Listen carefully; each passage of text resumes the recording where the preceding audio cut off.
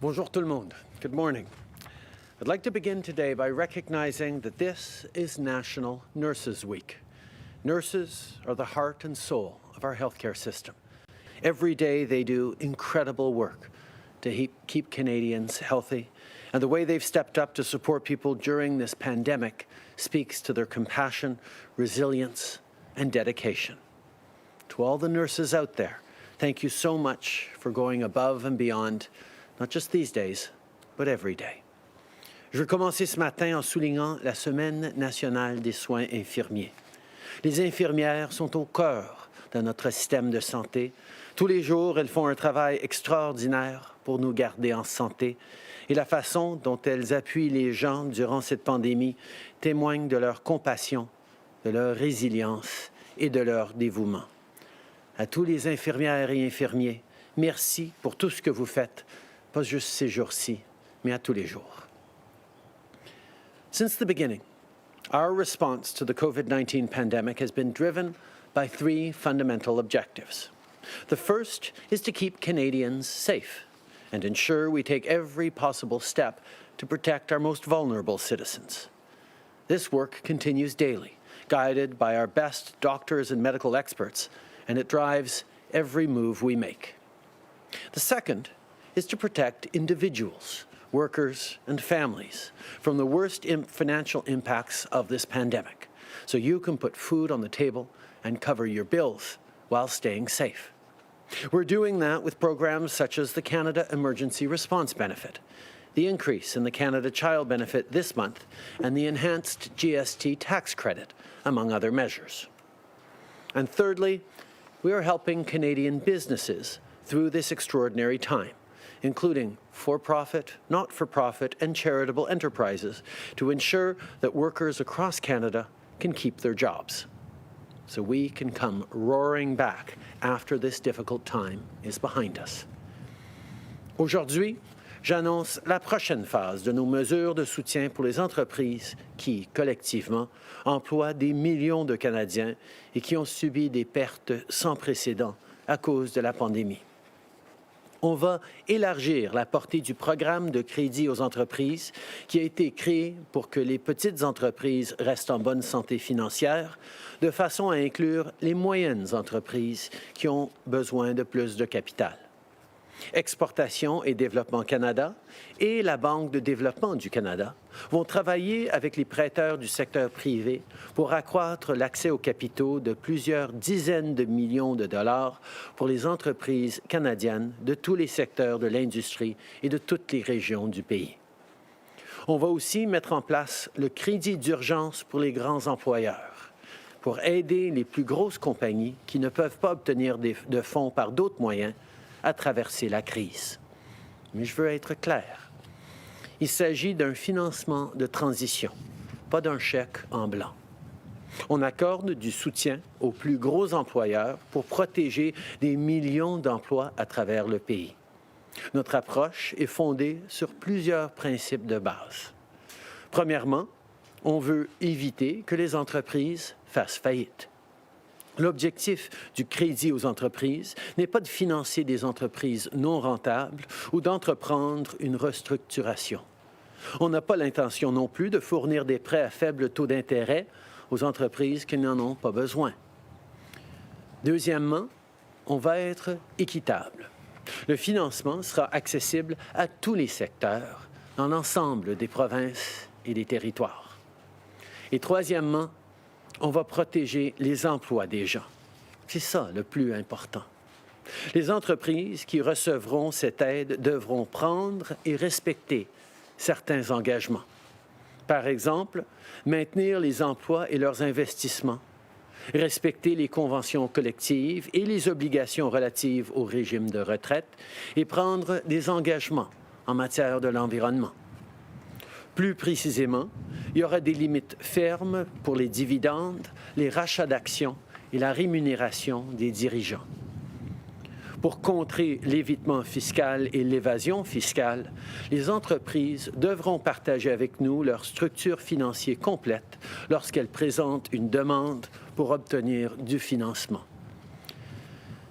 Today, I am announcing the next phase of our support for enterprises that collectively employ millions of Canadians and are experiencing unprecedented losses due to the COVID-19 pandemic. We are expanding the Business Credit Availability Program, put in place to keep small businesses solvent, to mid-sized companies with a greater need for capital.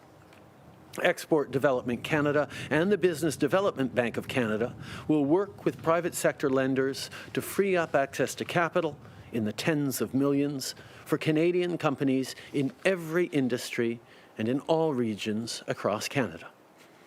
At the same time, we are establishing a large employer emergency financing facility to provide bridge financing for our largest employers if they are unable to obtain financing through other means. But let me be clear, these are bridge loans, not bailouts. Just as we are finding ways to support small and medium-sized businesses, we'll provide loans to the largest enterprises to help them weather the storm and protect the millions of jobs they provide across Canada. In providing this support, we will be guided by several basic principles. The first is to avoid bankruptcies. Our purpose is to keep large Canadian companies on their feet and protect the millions of jobs they provide. The goal here is not to fix pre-existing insolvencies or restructurings, nor is it to provide low-cost lending to companies that don't need it. Second, we will be fair. Financing will be accessible to every industry sector in a way that is consistent in every province and territory right across Canada. And critically, we will protect workers and hold companies accountable. This is fundamental. Any company that receives this support will be expected to make and keep certain commitments. Those include maintaining jobs and investment, respecting collective agreements and pension obligations, and environmental and climate commitments. In particular, there will be strict limits on dividends, share buybacks, and executive compensation. To stand strong against tax avoidance and tax evasion, we will require companies to share with us their complete financial structure as they apply for funding. With this program, we're taking a bold step. Ideally, private sector lenders are adequate for the needs of large businesses. But in an extraordinary situation when that isn't always enough, we must act to prevent massive harm to Canadian workers and families and the Canadian economy. We will not allow millions of people to lose their livelihoods because of unprecedented events beyond their control. Finally, as we continue to work on plans to reopen, I want to say this. Please let caution and medical advice be your guides. We are all anxious to see life go back to something that looks more like normal. But we're not out of the woods yet, and we cannot squander the sacrifices we've made over the past 2 months. So when in doubt, if you can, stay home. Avoid gatherings. Wash your hands frequently and thoroughly, and maintain 2 meters distance from everyone else. This is how we will keep fellow Canadians who can't stay home and those working on the front lines safe. I'm now happy to take your questions. Merci beaucoup, Monsieur le Premier ministre. On va commencer la période de questions par le téléphone aujourd'hui. Opérateur, c'est à vous. Thank you. Merci. First question, Kate Bolongaro from Bloomberg. Line open. Hi, Prime Minister. I have a question regarding LEAF. Companies will have to publish how their business ties into the government's sustainability objectives. And I'm wondering, will oil and gas companies be able to fulfill this requirement given the sector's contribution to Canada's CO2 emissions? We have seen many oil and gas companies make commitments already around net zero by 2050, around understanding that we need to do better in terms of reducing emissions both as a country and as a sector. That's why we're expecting them to put forward a frame within which they will demonstrate their commitments to reducing emissions and fighting climate change. Okay. nous nous attendons à ce que tout le monde fasse sa part pour contrer les changements climatiques. Et on a déjà vu plusieurs grandes compagnies du secteur pétrolier afficher des plans pour atteindre le net zéro en 2050 et pour contrer les changements climatiques en réduisant leurs émissions. Nous nous attendons à ce que toute compagnie qui accède à ce financement va démontrer leur plan pour faire partie de la solution. As a follow-up, Kate?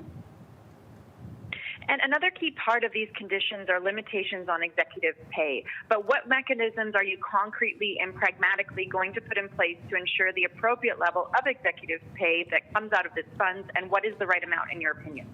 We will be sharing the details to come, but the principle is very clear. If a company wants to access this public financing, this taxpayer-funded financing for large employers in order to protect employees across the country, the money has to go to support those employers and not high-paid executives. That's a condition that they will have to abide by if they want to access this financing. Okay. Nous nous attendons à ce que l'aide donnée par les contribuables à ces grandes entreprises soit là pour aider les travailleurs, pas les hauts cadres. Donc, nous nous attendons à ce que toute compagnie qui veut accéder à ce financement, à cette aide, va prendre des engagements clairs pour ne pas donner de l'argent de plus aux dirigeants. Merci. Opérateur, prochaine question. Thank you. Merci. Prochaine question, Raymond Filion, TVA. À vous. Bonjour, Monsieur le Premier ministre. J'aimerais revenir sur vos propos de samedi. Vous vous êtes dit très inquiet pour les citoyens à Montréal et à travers le pays en réponse à une question au sujet du déconfinement. Pouvez-vous préciser exactement ce qui vous inquiète? Je pense qu'il y a matière à être inquiet ces jours-ci à travers le pays. Les gens sont inquiets pour leurs parents, leurs grands-parents dans des CHSLD. En tant que premier ministre, j'ai des inquiétudes pour le pays. C'est pour ça qu'on prend des mesures sans précédent pour protéger les Canadiens, pour investir dans l'économie. Et en tant que Québécois et député de Papineau à Montréal, j'ai évidemment une responsabilité d'être inquiet pour les citoyens. Et bien sûr, je suis là pour seulement pas être inquiet, mais pour travailler de façon collaborative avec les différents paliers de gouvernement. Et on travaille très bien avec le gouvernement Legault pour assurer qu'on est en train d'achever d'arriver à protéger les Québécois et tous les Canadiens de la COVID-19. Okay. I think as we all are, there are things to be concerned about these days. Canadians across the country are worried for their families, for their loved ones, for their communities. As Prime Minister, I'm worried about people across the country. As Member of Parliament for Papineau and a Quebecer, I'm also worried about my fellow Quebecers and the citizens in my riding. That's why it is so important that we continue to work with the Quebec government on our shared goal of ensuring that people get through this as best we possibly can, and we will continue to work hand in hand with the Quebec government on exactly that. En suivi, Ray? Ma question portait spécifiquement sur le déconfinement. En tant qu'élu et leader, est-ce que vous êtes 100% à l'aise avec ce qui se passe au Québec, la réouverture des écoles qui a lieu notamment aujourd'hui? Je pense que c'est très important de suivre les principes qu'on a établis, d'assurer qu'à chaque étape, on a assez de protection en place et la capacité de répondre s'il y a un ressurgissement de la COVID-19. Donc, je respecte tout à fait le Québec dans les choix qu'ils sont en train de faire et nous allons travailler avec eux pour s'assurer que les décisions qu'ils prennent par rapport à la rouverture soient les plus sécuritaires possibles en envoyant plus d'équipements de protection, en assurant de capacités de dépistage et en étant là pour être un partenaire s'ils en ont besoin. Okay. I think as we move forward, the role of the federal government will be to support provinces in their reopening plans. We will be there to help them make sure that there are enough testing for their levels, that there is more PPE arriving, that we're putting in place measures to follow the guidelines agreed to by all provinces and the federal government on necessary prerequisites to opening. Thank you. Operator, next question. Thank you. Merci. Next question, Althea Raj, Huffington Post. Lionel? Good morning, Prime Minister. Thanks. Do you believe the provinces and territories are currently testing enough people for COVID-19? I think we need to do more testing right across the country. Last week, we hit our 1 millionth test for Canadians, but there's a lot more to do. We know that as the economy starts to reopen, it's going to be more important to ensure that we have strong testing protocols right across the country. We need to increase the numbers. We've managed to support the provinces on obtaining reagents, on obtaining equipment for it. We need to see more lab capacity opening up, which many provinces have already done in turning to universities and private labs. There's lots more to do on testing, and we need to make sure we're working on that all together. Je pense que c'est nécessaire de faire encore plus de tests de dépistage. On a fait notre millionième test d'un Canadien la semaine passée, mais nous devons en faire plus. C'est une partie essentielle de la piste vers la réouverture de l'économie. Donc, en tant que gouvernement fédéral, nous allons être là pour accompagner, pour aider les provinces de faire encore plus de tests de dépistage. Je pense que c'est essentiel pour les étapes à venir. As a follow-up, Altia? Thank you. So as we begin to reopen the economy and ease restrictions, should testing be available to all who want it? I think as we've seen throughout this situation, there are very different factors and different situations on the ground across the country. The situation in Prince Edward Island is very different than the situation in British Columbia, which is different from Nunavut and different from Ontario or Quebec. Obviously, every jurisdiction needs to make determinations about what the right and maximal level of testing is that they need, but we will be there as a federal government to encourage them to do as much as they possibly can and make sure that we're helping them access the material needed to do just that. Thank you. Operator, la dernière question. Merci. Thank you. De Hélène Buzetti, Le Devoir. À vous. Oui, bonjour, M. Trudeau. Aujourd'hui, au Québec, les écoles primaires et les garderies rouvrent. Leur employeur, le gouvernement du Québec, juge que l'environnement de travail est sécuritaire. Mais il y a quand même des enseignantes et des éducatrices qui refusent de retourner au travail. Est-ce que ces personnes-là devraient toucher de la PCU?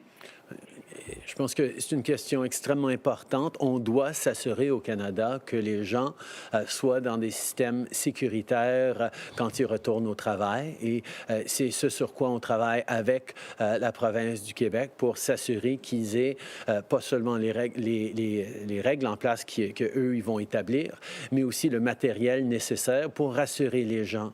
Je comprends que les gens soient inquiets à travers le pays pendant qu'on commence à procéder au déconfinement. Et je pense que c'est extrêmement important pour les employeurs de pouvoir rassurer les gens qu'on est dans une situation sécuritaire. En suivi? Oui, mais M. Trudeau, avec respect, vous ne répondez pas vraiment à la question. Il y a de plus en plus de premiers ministres provinciaux qui s'inquiètent de l'effet dissuasif de la PCU sur le retour au travail. Il y a eu Blaine Higgs, M. Legault et Brian Pallister qui ont fait des sorties à cet égard.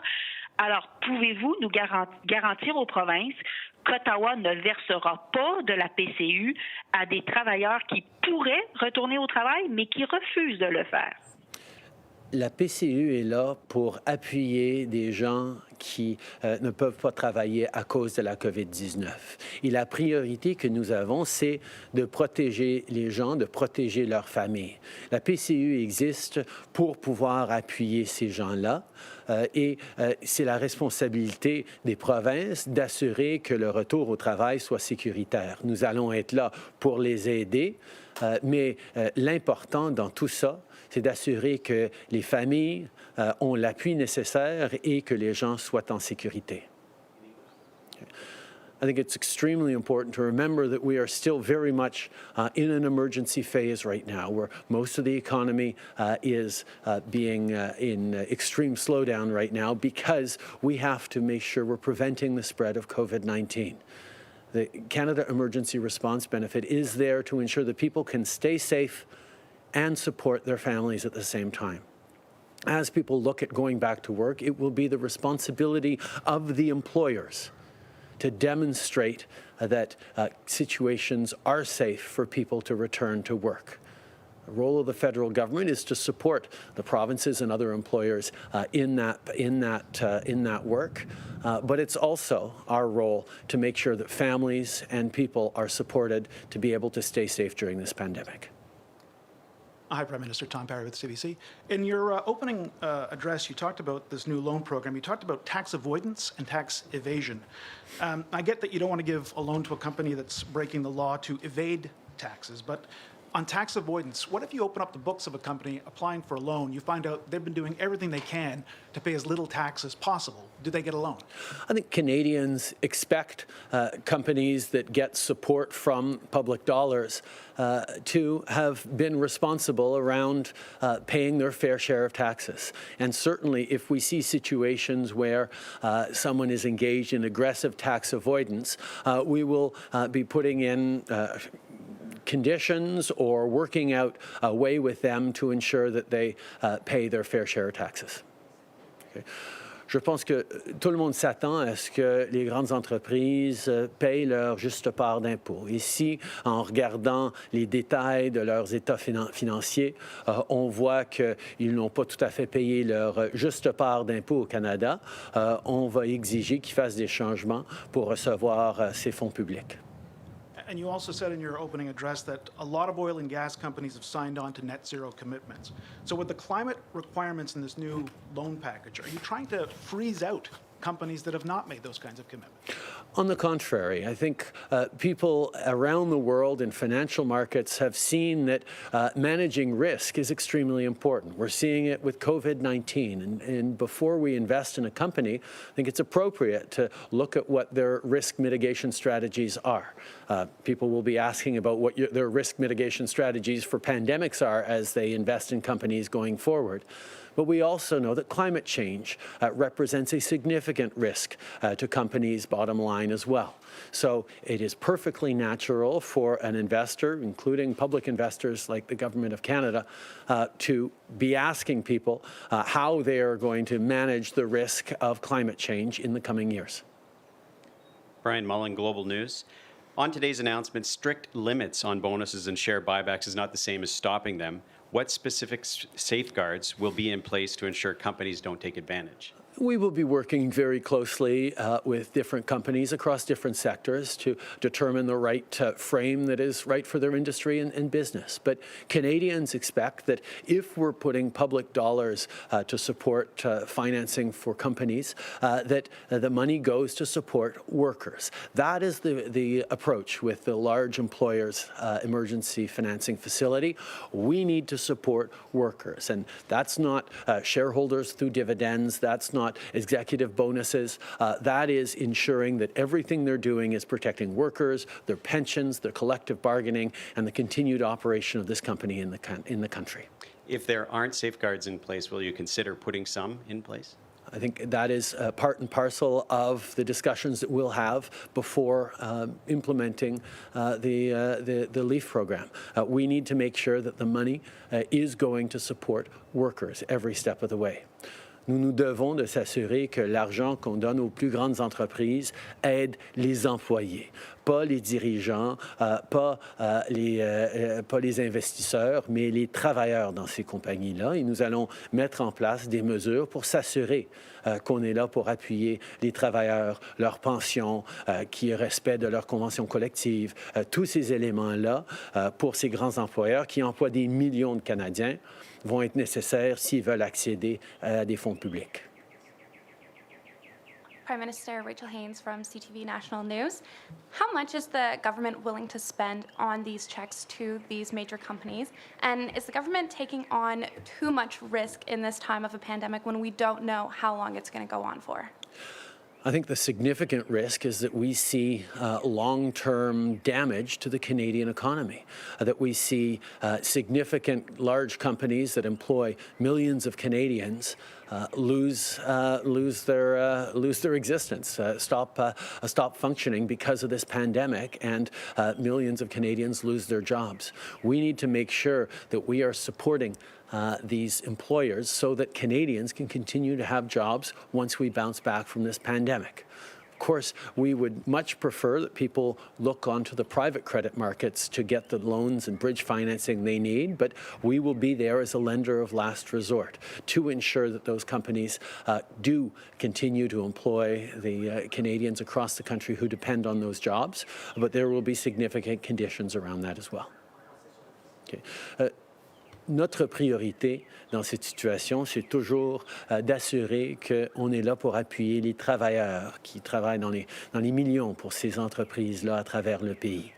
L'important, c'est donc d'essayer d'empêcher que ces compagnies échouent complètement et qu'on voit des dommages sérieux à l'économie canadienne.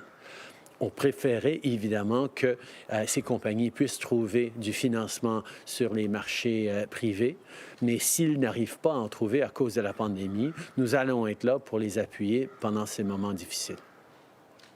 And over the weekend, South Korea saw an outbreak related to a nightclub there. Obviously, we are still don't have nightclubs open here, but it does show how quickly outbreaks can happen, and they've decided to postpone opening schools. Today, schools outside of Montreal are now opening in Quebec. Are you willing to put any pressure on premiers across the country to tell them to slow down right now, given how you've said we're still in an emergency phase? I think we're all feeling pressure from Canadians to get this right. And we understand that the sacrifices we've all made for the past 2 months of staying home, of self-isolating, of keeping 2 meters distance, of not seeing parents and grandparents, could all go up in smoke if we move too quickly on reopening or if a given jurisdiction makes the wrong decisions. That's why being cautious and gradual and vigilant is essential for how we move forward on the gradual reopening.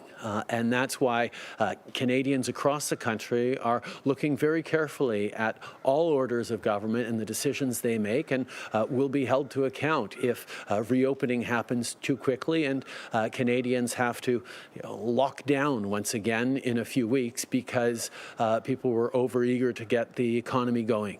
We have to get that balance right, and that means being cautious, and we will continue to be pushing for caution as we move progressively towards reopening the economy. Bonjour, M. Trudeau, Christian Noël de Radio-Canada. Aujourd'hui, l'aide que vous annoncez, c'est sous forme de prêts et de garantie de prêts. Est-ce que c'est la dernière pour les grandes entreprises, la dernière mesure qui va continuer, mais qui sera la dernière? Ou est-ce que, combien de temps le gouvernement peut soutenir une économie à bout de bras comme ça? On est dans une situation extrêmement difficile où on n'a pas d'expérience antérieure qui peut nous dire exactement comment ça va se passer.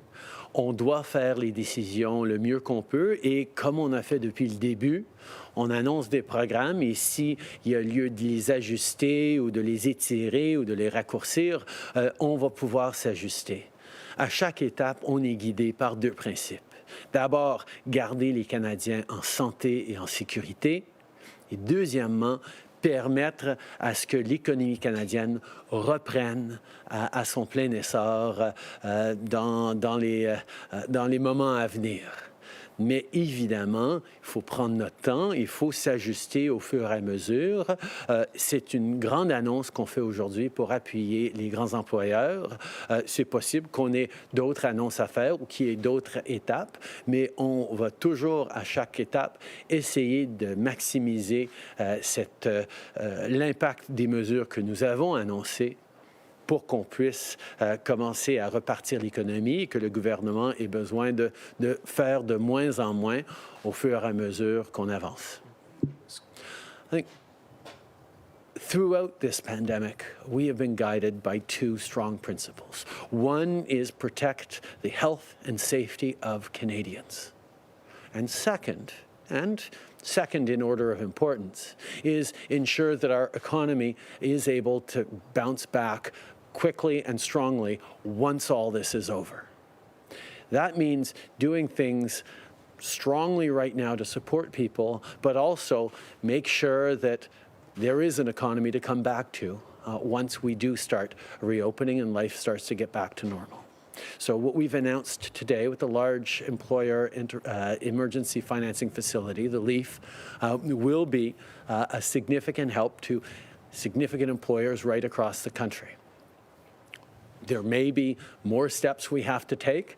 We don't know what the next possible steps are that we're going to need. We're going to stay open and flexible to adjusting the programs we put forward, to stretching them out, to condensing them, to combining them. We've demonstrated every step of the way that we're figuring out what works best, and if something doesn't work great, we'll pull it back and tweak it and try and put it out in a different way. We're in an unprecedented situation, but every step of the way, we will do what is necessary to protect Canadians and to ensure that we have an economy to go back to. J'essaie de comprendre un peu où vous êtes rendu dans votre projection d'aide qui va devoir être faite. Vous avez annoncé plusieurs milliards de dollars qui étaient des subventions qui sont données aux gens, données aux entreprises. Aujourd'hui, c'est surtout des prêts et des garanties de prêts qui vont devoir être remboursés. Est-ce que c'est parce que vous voyez qu'on arrive au bout du rouleau des milliards? Non, c'est pas par rapport à ça. L'annonce aujourd'hui fait partie d'une gradation de mesures. Les premières mesures qu'on a mises de l'avant pour aider les gens, les travailleurs qui ont perdu leurs emplois, c'était de l'argent dans leur poche directement. Ensuite, pour les petites entreprises, on a donné des prêts à très, très bonnes conditions qui coûtent presque rien pour les aider. Les entreprises moyennes, de taille moyenne, ils ont des prêts un peu plus compliqués, un peu plus chers. Et pour les plus grandes entreprises, ce financement va coûter plus cher encore parce qu'ils ont accès au crédit à un niveau où les individus, les travailleurs ou même les petites entreprises n'ont tout simplement pas. Donc, de donner des prêts aux plus grandes entreprises, ça fait partie de notre priorité d'aider le plus les individus, les travailleurs dans ce pays et de s'attendre à ce que les grandes entreprises puissent se débrouiller autant que possible sur les grands marchés financiers auxquels ils ont accès. Merci, c'est ce qui me fait la conférence de presse aujourd'hui. Merci tout le monde.